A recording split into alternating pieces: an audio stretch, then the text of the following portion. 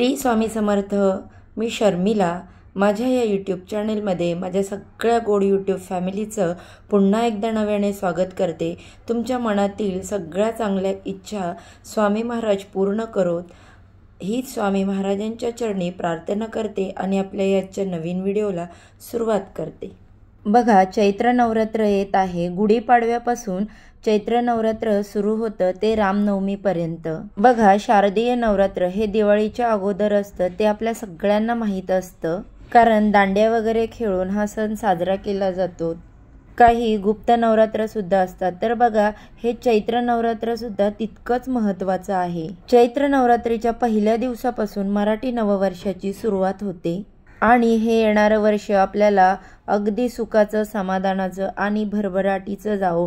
कोणतीही अडचणी येऊ नये, संकट, दुःख येऊ नये यासाठी आपल्याला चैत्र नवरात्रीमध्ये काही उपाय करायचे आहेत, ज्यामुळे येणारं वर्ष जे आहे ते आपल्याला अगदी सुखाचं आणि आनंदाचं जातं.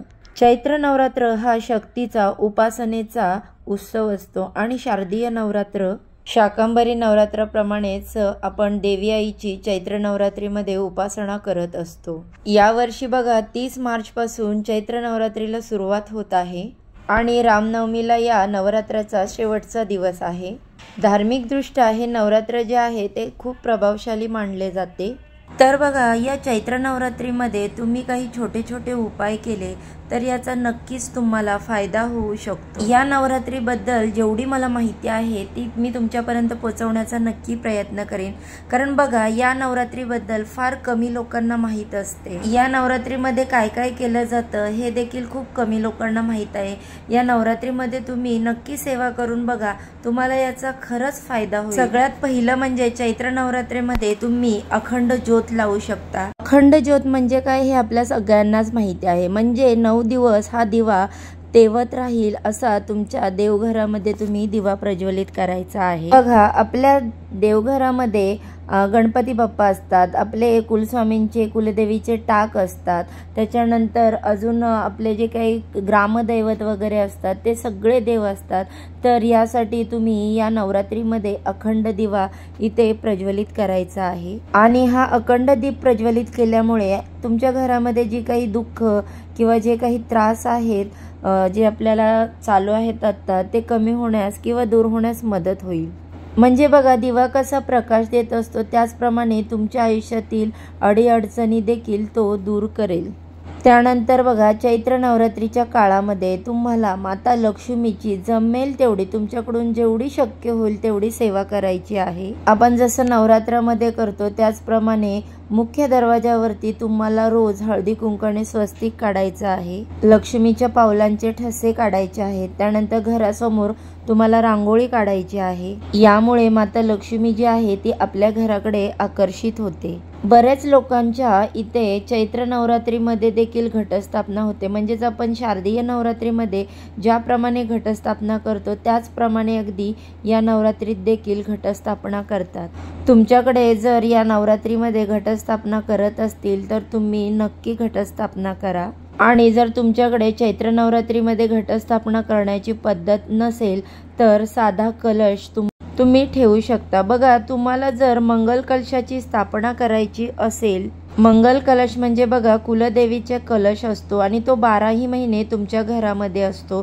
तर बघा, हा मंगल कलश पौर्णिमेला किंवा कोणाला रोज जमत असेल तर कोणी रोज त्याची पानं किंवा पाणी चेंज करतं, किंवा मंगळवार, शुक्रवार देवीच्या वारा दिवशी त्याची पाणी चेंज केलं जातं. समजा या कलशावरील नारळ खराब झाला तर तो विसर्जन करून पुन्हा नवीन नारळ पुजायचा असतो. तर बघा, हे जे आपण मंगल कलश जो पुजतो तो आपल्या कुलदेवीचं जागृत स्वरूप म्हणून आपल्या देवाऱ्यावरती पुजायचा असतो. बघा, आपण इतर जे पूजांना कलश स्थापन करतो तो वेगळा, पण या पूजेमध्ये जो आपण मंगल कलश स्थापन करतो तो फक्त आपल्या कुलदेवीचा असतो आणि हा तुम्ही चैत्र नवरात्रीच्या पहिल्या दिवशी स्थापन करू शकता. या मंगल कलशाची रोज आपल्याला हळदी कुंकू अक्षदा अर्पण करून पूजा करायची असते आणि तुम्हाला वेळ मिळेल असं, ज्याला रोज वेळ मिळतो त्यांनी रोज बदला, ज्याला नाही मिळत त्यांनी आठवड्यातून 2 वेळा मंगळवारी किंवा शुक्रवारी बदलू शकता.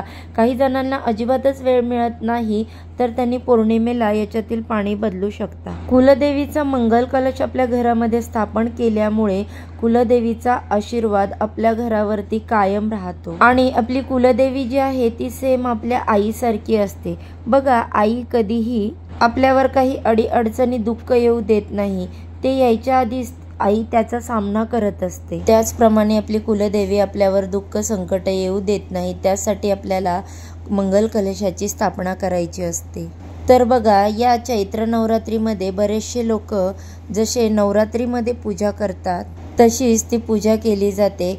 जर तुम्ही पहिल्या दिवशी किंवा शेवटच्या दिवशी उपवास केला तरी देखील चालेल, 9 दिवस नाही उपवास पकडला तरी चालेल.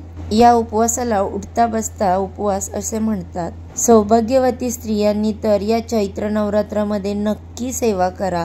जसं आपण नवरात्रीमध्ये कुमारिका पूजन करतो तसं पूजन करा, किंवा एक सवासणी जेवायला घालतो त्याप्रमाणे तुम्ही एक सवासणी जेवायला घालू शकता. सवासणी जेवायला जरी नाही घातली तर कमीत कमी 5 महिला घरी बोलून त्यांना हळदी कुंकू देऊन त्यांना गोड पदार्थ किंवा काहीच नाही जमलं तर साखर आणि एखादं फळ म्हणून प्रसाद द्या. तसेच एखाद्या सवासणीची ओटी भरा खणा नारळाने. बघा, तुमच्या घरामध्ये सवासणी पूजलं जाणं म्हणजे माता लक्ष्मीचं रूप असतं. त्याचबरोबर कुमारिका पूजन, तुमच्या घरामध्ये देखील एखादी कुमारिका मुलगी असेल तिचं पूजन केलं तरी सुद्धा चालेल. कुमारिका म्हणजे तुम्हाला माहीतच आहे, ज्या मुलींना मासिक धर्म येत नाही अशा मुलींचं तुम्हाला पूजन करायचं आहे.